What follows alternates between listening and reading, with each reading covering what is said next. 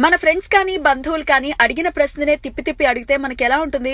ఒకసారి చెప్తాం, 2 సార్లు చెప్తాం, అప్పటికీ వినలేదంటే అరికాలిలో మంట నశాలానికి అంటుతుంది. ఇప్పుడు అచ్చం అలాంటి పరిస్థితిని ఎదుర్కొంది హీరోయిన్ సమంత.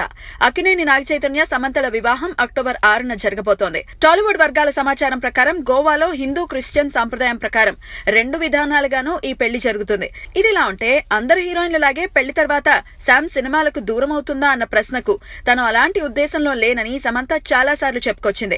చైతు కూడా ఆమె కష్టపడి నిర్మించుకున్న కెరియర్ ను మధ్యలో వదలటం తనకి ఇష్టం లేదని, సినిమాల్లో కంటిన్యూ అవుతుందని క్లారిటీ ఇచ్చాడు.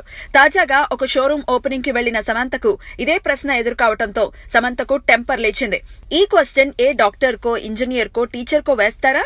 వాళ్ళు పెళ్లి చేసుకున్న తర్వాత వాళ్ళు అదే వృత్తిలో ఉంటారా, లేక మానేసి ఇంట్లో కూర్చుంటారా అని ఎదురు ప్రశ్న వేసింది. అయినా సమంత అడిగింది నిజమే కదా.